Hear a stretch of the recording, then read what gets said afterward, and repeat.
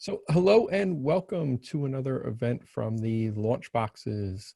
So I'd like to introduce Vicky and Ron from BB&T, now TRUIST, and they're going to talk to you more about the concept of financial confidence. Hello, everyone. Thank you for the opportunity. As Peter was sharing with all of you, my name is Vicky Perez, and I also have Ron Glassic from our financial wellness department here at BB&T. And today we're going to be going over financial confidence in uncertain times. We understand that these have been different times for all of us. We have all gone through different things this year, and why not get the confidence, the financial confidence that we all need, that I'm pretty sure all of us have thought about as we have gone through the different situations we have faced. So to start, we are going to start today with our introduction on our financial confidence in uncertain times and how you can take control of your finances. So I'm going to let Ron introduce himself and talk to him a little bit about who he is and what he does for BB&T. Thank you, Vicky. Thank you, Peter and Furman, for allowing me to have an opportunity. Yeah, BB&T, now TRUIST, I've been a financial wellness consultant for probably 4 going on 5 years, but I've been in the banking industry for over 20. And it's always my passion to see small businesses, large businesses be successful. But to make them successful, it's their employees successful. And I know Vicky has the same passion as I do to help people in our community to really help them help their businesses, but to all prosper and be financially well at the end of it. That's right. And I have actually been with BB&T for about 12 years. And we have done different presentations, right, Ron, where we go around and help our community, and that actually brings you to understand who we are a little bit as TRUIST and as an organization. Our purpose is to inspire and build better lives and communities, and the way that we do that is through financial education, like we're doing today. So our mission focus is for our clients, our teammates, and stakeholders. And that's part of our community, right? That's how we grow as people. And also our values are trustworthy, caring, one team, success, and happiness. And that's just a little bit of who we are as a company. And I think it's important because everything that we do is driven by this purpose, mission, and value, which is why we're here today to share this great information with all of you.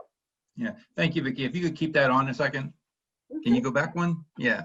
I just always like to talk a little bit about it. So many companies have a purpose, a mission, and a value, but it's hard to walk the walk because everybody can come out there and put nice signs up and talk about things like that. But at the end of the day, I truly believe that our purpose, and again, when I say that, it's things that our company does, and it's BB&T and SunTrust merged together to become TRUIST. But when you go out in your community, and we have over 38,000 employees, and Vicky was the same partner that I had to take out a gift of what we call a seed of hope. And it was a $100 gift card, but we had to go out in the community and find how we could share that. It could have been a person at a drugstore. It could have been a person standing in line to pay for diapers. We have family and needs programs at our church, and I took my $100 up there and gave them the gift card and said, if you can make it to 2 families, great. If you can only give it to 1. But those are the things that make, at the end of the day, my life better, because I can put my head on my pillow at night, know I did the right thing for the right reason. It's not something we have to sell anybody something. We want to help make people's lives better through a financial journey that ends in greatness, because we're all having financial stress. So That's right. Leading into that financial stress, now you can go to that next screen, Vicky. Well, financial stress manifests in many different ways in our body. And as you go through it, you can take a look at that. 67, almost 70% of people have financial stress. And when I talk about that, I always like, you can look over there. You've probably had some situations where you might have some severe anxiety. We went through a pandemic here. We're going through it. Muscle tension, your neck. Hopefully none of the heart attacks or high blood pressure situations. But honestly, it's that 70% of people, and I can raise my hand saying those are some of the things that I've had over the time of financial stress. But also think about the 30%. Don't they have no problems? Well, no, they probably have 30% of good stress, still financially, but you think about financial matters that are good, a wedding, a birth of a child, maybe a graduation from Penn State. All those things are very nice and good, but they still come with a lot of financial burdens or financial stresses on them. So we're all in the same boat. It's just that we're at different levels of it. So it does affect us, but we're here to hopefully lower your stress and make the financial journey better. Well, Ron, a lot of people are going to understand today what's going on with them. And they're going to have to go to the doctor. I'm not a doctor. I had a good night's sleep. How we do this, again, Vicky, I guess you would like me to continue to go through? Yep. All right, thank you. As we go through this, we're going to hear some different banking terms and things that we put into perspective. So we talk about a PPA, and that is a partner, a plan, and an action. And I'll briefly talk about a little bit of them, and we're going to go into more detail about them. But you're coming through trying to weather a financial storm of this pandemic, maybe downsizing at your job, losing some hours, maybe your business even closed, and how you can navigate it. Well, the thing is, you need a partner, not a partner that's going to be there to say, well, here's what you should do. Because a partner begins with what I consider having 2 ears and 1 mouth, listening to what you need. Because that's why we have 2 ears, to listen to what our clients, our community people need to have, what's going to help them. So when you meet with one of our partners, maybe it's Vicky, maybe it's myself, maybe it's a person in your area, and it could be a financial person. I really don't want to put a title of a name on this, but when you meet with your financial partner, they're going to sit down, and they should sit down and listen to what your needs are, because your goals are different than Peter's and different than Vicky's and different than Furman's. Mine are different than theirs also. So when they put that plan together, it's your plan. But the key here is at the end of it, we need to take an action. You might have heard the saying, you can lead a horse to water, but you can't make them drink. Well, that action comes with this. And that's where you are taking the action probably to watch this video, maybe come onto the classes and learn some of the financial wellness tools that we can offer or your financial industry can offer, but take advantage of it. You make sure you have the right partner. Put a plan together that's right for you, but please take action. So when you think about how these situations of a budget and taking control of your finances all come into perspective, you know, you can review this, putting your budget in a crisis mode. Well, that's easier said than done. So you consider credit negotiations. Some people go, oh my gosh, I would never consider that. Well, don't stop saving. Keep income flowing and manage your debt and seek assistance. We're going to go through these individually a little bit more detail about this. But let's start with putting your budget in a crisis mode. When you do that, you got to think about things, and I always am a firm believer, write them on a piece of paper. They're right in front of you. Still get that pencil and paper, pen and paper out. Write down things that you cannot cut. You have true needs in life, and that's sheltering. That's basic necessities like your utilities. You need to keep the lights on. You need to keep the phone on because that's a way of communicating for emergencies or anything. And you need food on the table. You need your basic transportation. It's even if it's a bus pass, if it's your car, lease or buy, there's so many things, but you still need to have those kind of necessities. Protection is a thing that people always want to cut back on their insurances or their health or their auto insurances. You cannot do those things. And you got to be disciplined enough to say, when you do that, you're creating a negative domino effect. A domino effect, as you know, will just catastrophize. And that's the new word that people talk about, doing things and making things even worse than they really are. But when you do that by taking the thing of cutting insurances or your health or your auto back, you still are creating a domino effect in a negative way. And here's a very important one, and we're going to touch base on this a little even more so. Savings for an emergency. We might have taken from our emergency funds. We probably did. We probably used a lot of them. We might even have drained them. But continue to keep that as a focus for saving for the next emergency. We know that they're not inevitable. They're going to happen again. But what things can you say, well, these are unnecessary during the crisis? Well, I have already cut back on my entertainment. I've cut back on my investing. I've cut back on even my retirement. Still doing it, but not doing it at the rate or the percentage that I was. My travel pretty much has stopped completely. I think I only see my upstairs, downstairs, the east side and the west side of my house. You know, going out to get the mail is probably the highlight of my day. I try to look around for people. But anyways, the other luxuries that I have, I used to go to Starbucks and Dunkin' Donuts. Well, now I make a pot of coffee at the end of in the morning, and that lasts me pretty much most of the day. But I didn't realize on how much I'm saving with that. So those are the little things that when I say put your budget in a crisis mode, that you have to think about what are necessities and what are non-necessities.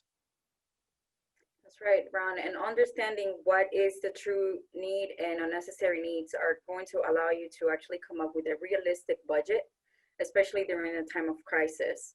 You have to really sit down and understand, you know, what's important right now for you to be able to come up with a budget, because that's the first and most important part of this presentation. So, as I said, you're going to have a pencil, a paper, a pen and paper. I believe when you write them down, they're going to be visual. Now, there's enormous amounts of apps and tools on the internet that you can use. However you do it, however you see fit, whatever your comfort zone is, that's what you need to do, and put that regular crisis together. And when you write it down or you put it on your computer or your app, you're going to be able to visually see, where can I cut? How can I save? At the end of it, it's like I used to teach a class about put $20 in your wallet. Spend what you need to do during the day. Do not go to the ATM. Do not write a check. Do not use that plastic card. And if you have money at the end of the day in your wallet, you did good. You made your budget. If you don't, and it's negative, and you went to the ATM, well, then you need to do some changes, because you're actually digging yourself a deeper hole. But when you put it down on paper, you can see what you can cut down. And we went through this already, that you can't cut the utilities, you can't cut the mortgage. You need that cell phone. Maybe you can cut some of the minutes on it if you have cable. I mean, I know a lot of people have cut their cable, but that's part of what I'm trying to say. Build a budget that you can see visually. I guess you can say eat, breathe, and live it. That's right.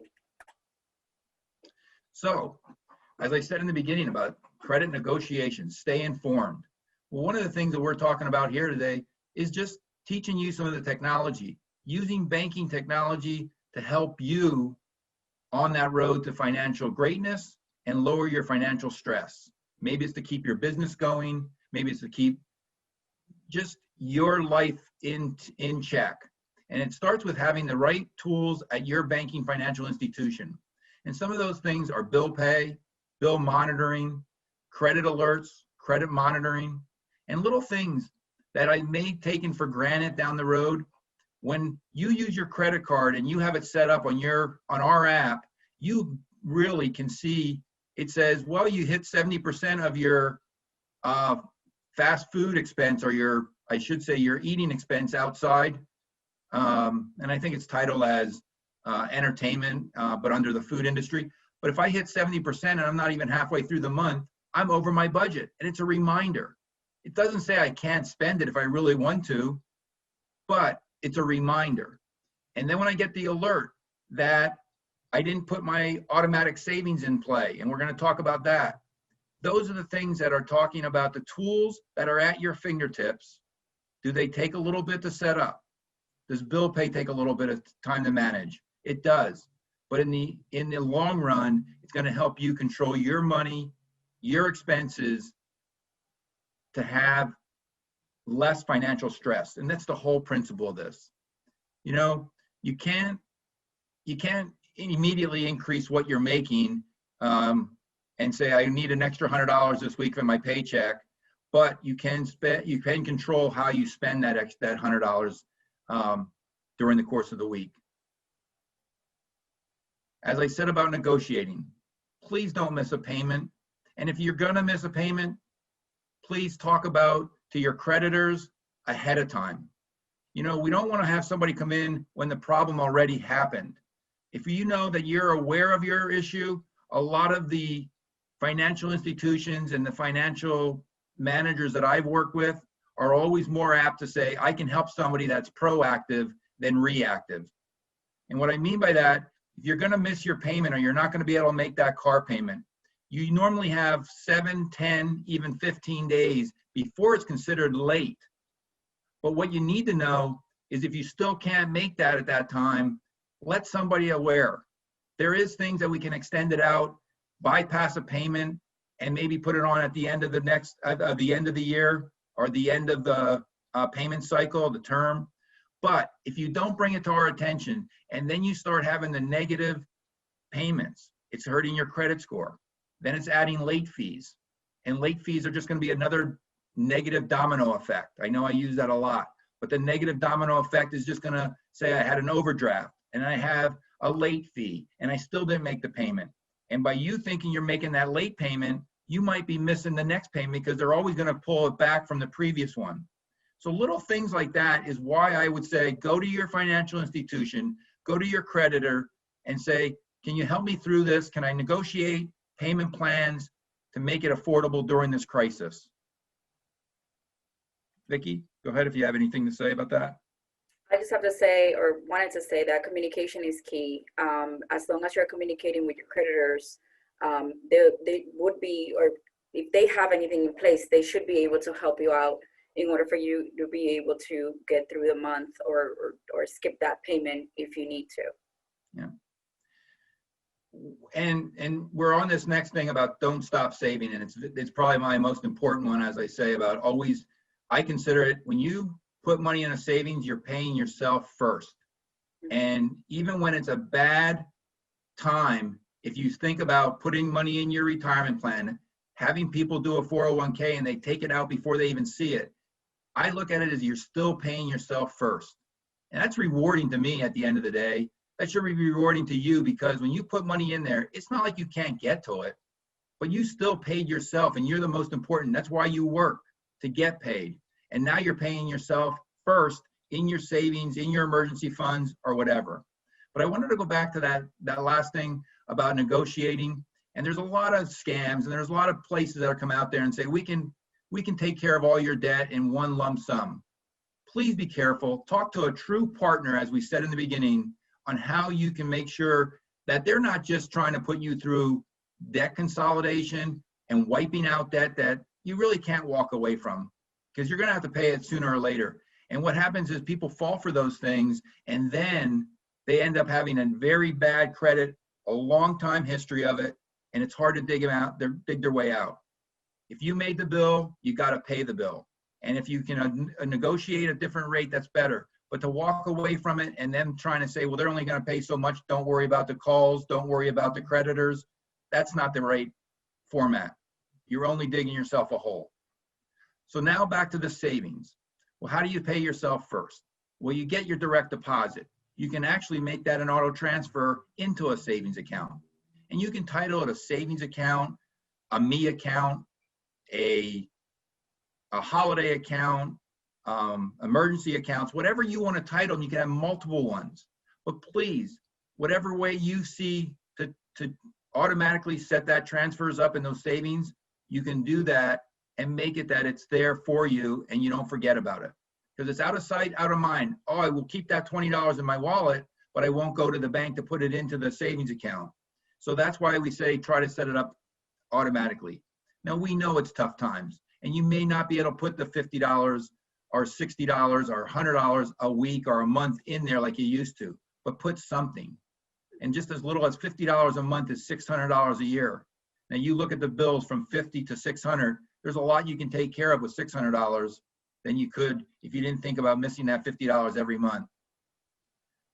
When you get a part-time job, because believe it or not, I have a full-time job, and I thought ways of making money when I was still at home, and that was selling stuff on Marketplace. Now, I know that's not on our slide, but little things like that. It was collecting dust, and being at home in this pandemic made me realize what I really value. I don't value the sports memorabilia that I had as a child growing up and all the stuff that's around. I started selling it. And I just said this in this morning's presentation that I was doing. I sold over $2,000 through my Marketplace Facebook program this year. It was actually encouraging because I went through my history and I looked at the things that I sold, and that was extra money in my pocket. I didn't need to, but it was something I didn't value. And I always build that on how you have your values have to be about what you are saving money for. So that's just part of that thing. Sorry about getting off that. Vicky, you want to talk about the savings? Because you set them up. You're not getting off topic, because I was waiting for you to do this presentation to talk about creative ways of creating income, because of the fact that we're talking about budgeting. There's sometimes where some people might have a deficit. And the two ways that you're able to fix that is either by drastically cutting on your costs, right? Or you're going to have to increase your income. So now with the pandemic and all of that, there's so many ways that people can actually go into earning that extra $100, $200 a month. And even, doing like exchanging services. And it's one of the parts of the presentations that I was doing yesterday. Maybe you don't have the $200 to pay, I don't know, for someone to take care of your kids, but you might be able to serve someone in another way that person can then take care of your kids, and you're actually saving that money, and you're helping each other out without actually using currency. So those are different ways that we can also save. But the point that I was trying to make is, when you actually sit down and create your budget and see whether you have a deficit or surplus, what are you doing with that extra money that you're getting? Are you just using it to spend it then on entertainment and things that we really don't need? Or are you using it to put that extra money into a savings account, even though you're putting money aside, into a savings account, or even paying off some of your debt? Because I'm pretty sure that when this pandemic hit, a lot of people said, hey, man, if I knew, or if I would have managed my money better, I wouldn't be in this situation. So even though there has been some kind of relief for a lot of people, I think this is to be used throughout our lifetime. It's not just for a pandemic, it's for us to use all the time. Very well said. Knowledge is power. So we're going to take this pandemic and make it as knowledgeable as we can. Exactly. So keep the income flowing. We just went through this a little bit. Think of all the different ways you can. And Vicky, you just really did this slide ahead of time. I love it. You were talking about doing services for people. And literally, there's nothing better than life experiences. And I say that in a good way. I have an elderly family that lives next to me.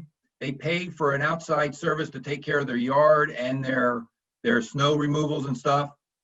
Well, I easily said to the gentleman, I said, listen, I can easily do your yard as I'm doing mine. I can go right across and I'll do the front. He said, well, I'll pick up the gas for your lawnmower.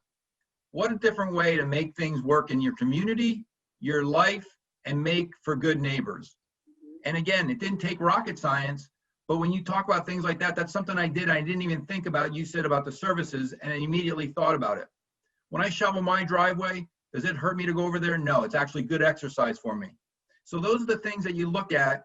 And, in turn, he'll probably, and I use this, not that that's the only thing, but he might drop off a bottle of wine for me, will help me with my relaxation, or maybe a beer for the summer. But one of those things, I'm not looking for it, but that's how neighbors and things work. But you can get through it instead of him paying an actual service that he could cut, because his snow removal, he paid for that service if we got snow or not, because that's how a lot of people keep their businesses going.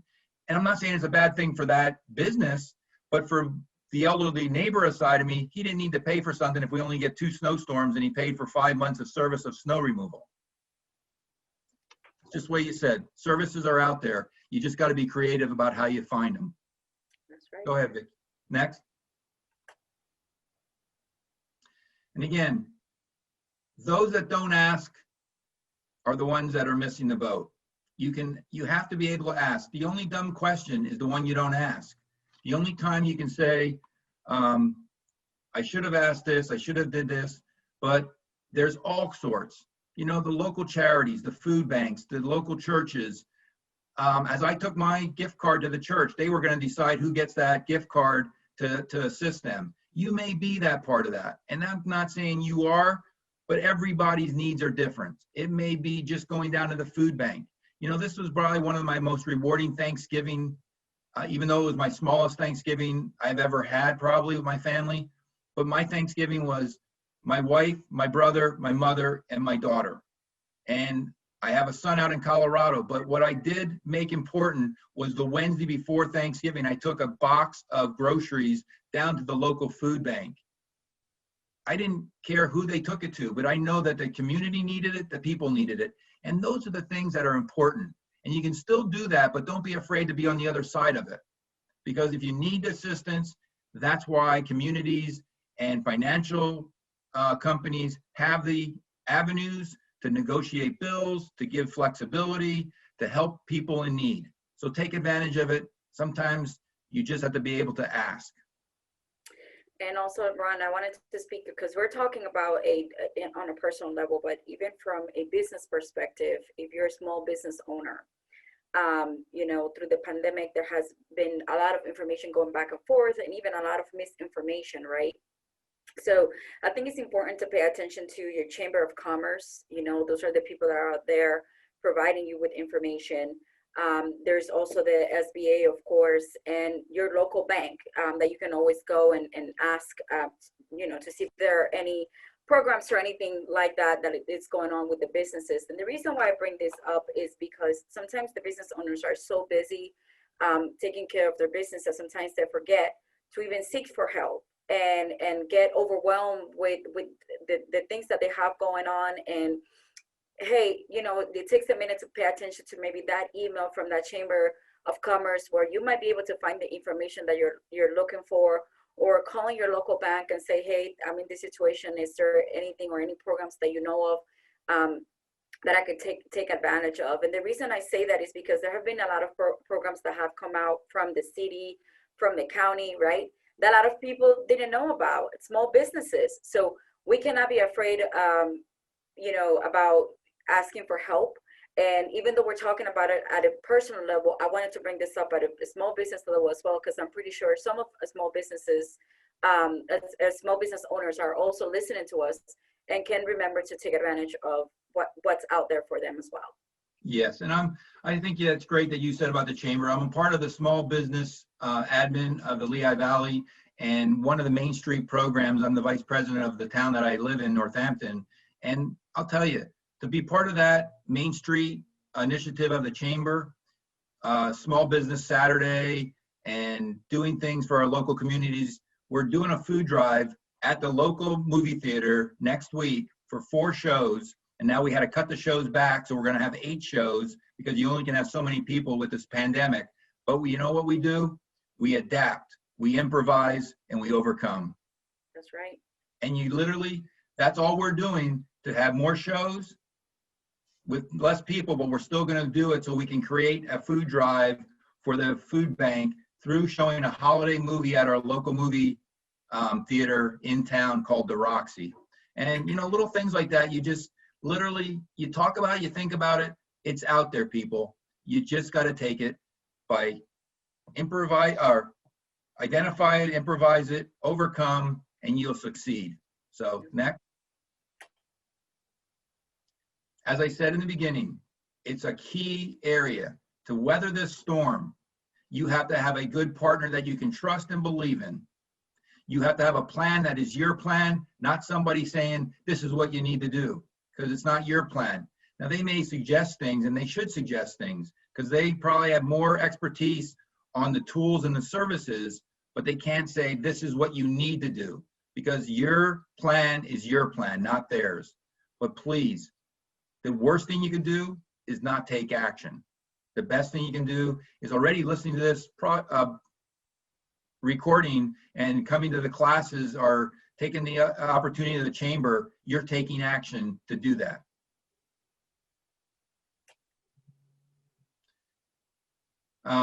This is a BB&T flyer that I really deliver. And again, I don't like to make these as about an account or anything, but your services that we provide as a bank at work financial wellness program to businesses in our communities, to businesses in our cities and our states. When we do financial wellness for their employees, they're entitled to the same account that Vicky and I get for our company. And they are the elite accounts. And you don't need a minimum balance. You need to have your direct deposit put in there, but you literally get a free checking, a free savings, 4 ATMs per month. And I don't want to make it about service, but you have a tool there if you're a member or a client of BB&T, now TRUIST, to take advantage of it. And as Vicky said in the beginning, we do this for small businesses, from pizza shops to lawn care companies to Amazon. And exactly, Vicky, you know where I'll go with this? Our last presentation in person was on March 4th at the Amazon warehouse up in Hazleton. Yes, it was. Mm-hmm. And that's the kind of thing, but to see the amount of people that are opening accounts and getting a special account because they work for a company, they're only getting what they're entitled to, and there's no fee for it. So I don't really want to go into the details of how to open it right now. I really want to say this is about making financial wellness choices, and you might have them. So ask your partner to offer something to certain companies and employees, like maybe BB&T, now TRUIST does. Go ahead, Vicky. I'm really excited. This is what I do and passionate about. Financial Foundations modules. There is literally 26 modules on all types of financial well-being. Now, Vicky brought this up because I sent a hyperlink to her. We're going to put it out there. And literally, when we go through some of these, Financial Foundations is about preparing for retirement, investing for your future, owning a home. The personalized playlist is one of my favorite, but the new ones that just came out, look at that one. Building financial resilience. Vicky, I know you clicked on it. You probably beat me to the punch. Thank you. Your anticipation is outstanding. We have to go on the road together and do a sideshow here, Vicky. So when I took this class myself, and this literally, I think it came out on our app or on our portal probably only about 3 or 4 days ago. One of the things that intrigued me was healthy financial habits. If you just click, now these are only 5-minute long videos or little presentations. Everybody it can take these. This is not to say you have to be a client of BB&T, because if we do that, then we're not making our communities better. This is free to everybody.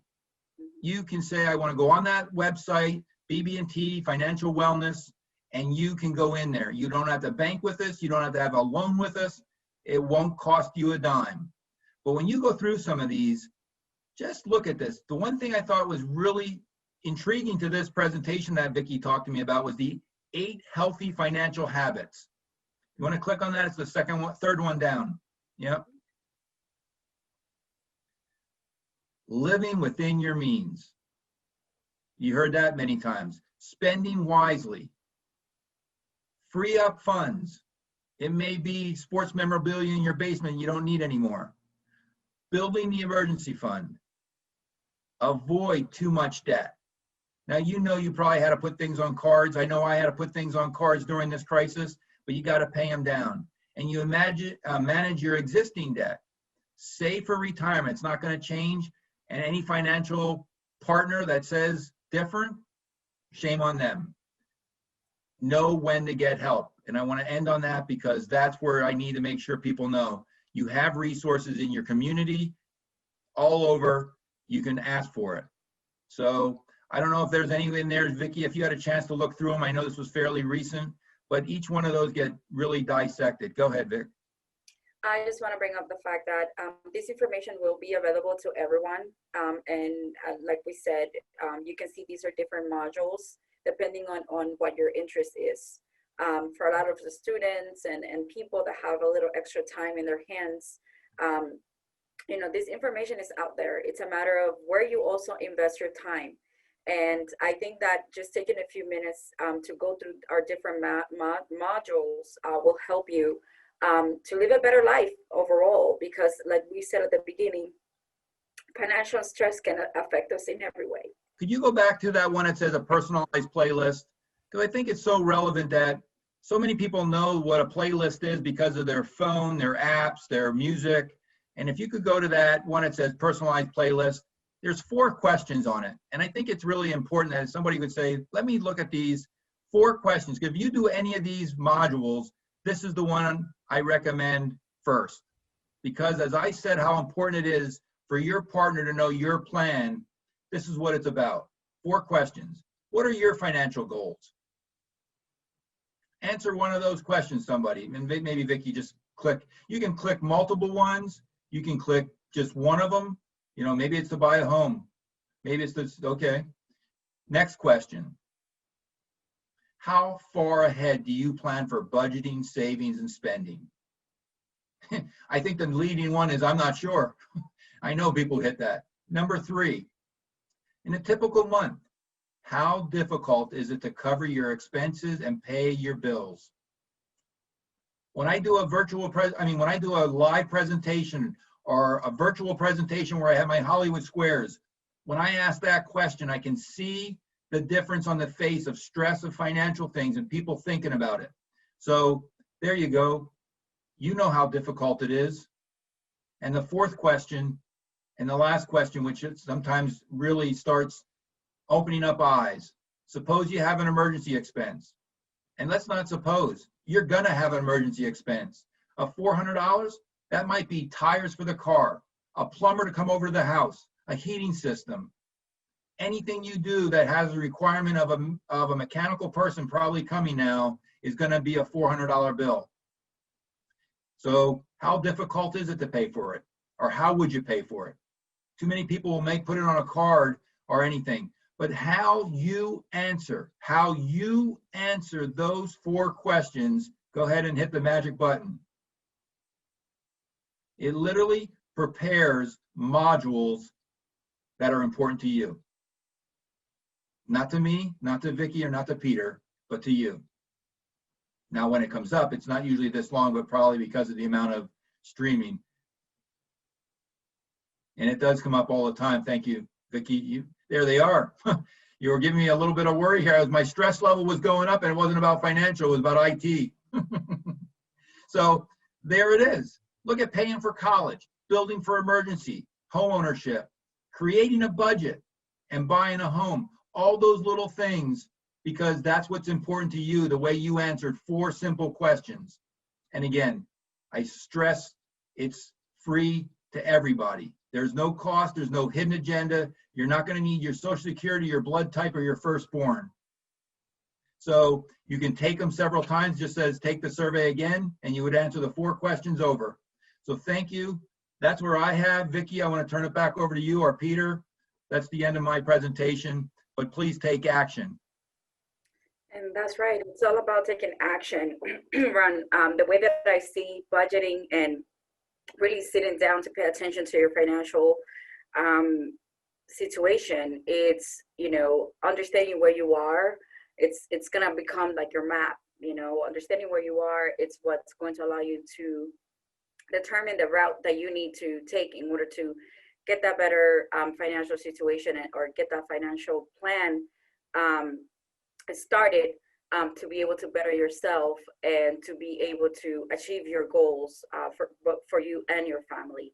So we thank you for your time today. We thank you, Peter and Furman, for allowing us to do this presentation for our community and for your students. And as we said, we're going to be sharing this information for everyone. So everyone that would like to take advantage of these classes and these different modules, they're more than welcome to go in and just do it. It just takes 6 minutes a day. Think about it.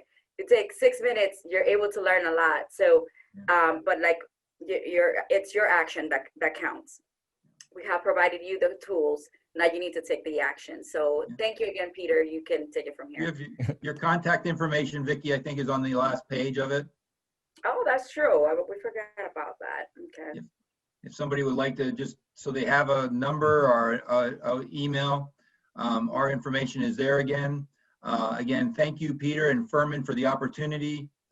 And I truly believe that even small business owners, if you have 1, 2, 3, or 4 employees, we can present financial wellness to them, because the stronger your employees are, the better your company is. Thank you both. And if I have questions, I don't think you have an opportunity for questions, but Peter? Well, so I'll just ask one quick one, which is, and maybe it's not even a question, it's more of a statement, but I do want to give you just a moment to reflect on it, which is while in 2020, talking about budgeting in a crisis and financial stress, we can see the connection with the global pandemic on us, but you also bring up a point that this is something that is not strictly time bound to right now, because we go through this individually through all kinds of different moments. Losing a job, getting married, having a child. There's so many of these moments where this kind of reprioritization, reanalysis of your financial situation, where the tools, the resources, the partners, the plans all come back to play more than just this one moment in time where it's globally prevalent, but this is personally things that are happening all the time. So true. And I'll even, I mean, it's a great segue. I mean, what came to my mind first was, you know, I do a lot of estate planning, or I have people come in and talk about estate planning, and it's because of a death. And that's, again, just as bad as a pandemic, but during a person's passing of a loved one, and you might be the person that's going to receive the inheritance, or what to do with all the other bills that might not always be an inheritance. There's so many tools and services that you need to know where to go, who to go to, because again, it could be the bad domino effect where somebody could take money away from you and try to steer you into things and not tell you to take care of what needs to be done, because you got to remember, during a person's passing, there still might be income tax they have to file the following year. And little things like that came across my life is like, you need to understand, you can't just think about taking that money and run with it and spend it. And, you know, that's where people don't realize it. I mean, they lost a loved one, they get an inheritance, and, you know, thank goodness for those people that did do the right thing and save money and have the right life insurances and all that. But then there's also stress for that. And if you don't know where to go with it, it can domino effect and have more stress on you because of that situation. Good. It's not just the pandemic. No, it's right. So again, thank you guys. Vicky, I don't want to cut you off if you had anything else to say, but I'll just say personally, thank you for sharing your time, your wisdom, and these resources. I think these are all valuable things to help people maybe not have the answers, but at least start finding partners and ways to begin addressing some of the stress that may be caused. Thank you again. And Vicky, you are a community leader in the Hazleton area. And I know that because I travel up there, and when we go down on business calls, that's the kind of connection and partner that I can see she's part of that community. So it's just encouraging and enlightening to know that we have that kind of teammates supporting our work. So Peter, Furman, I would do this presentation anytime you need it, or anybody you recommend us to help out. Thank you. Thank you.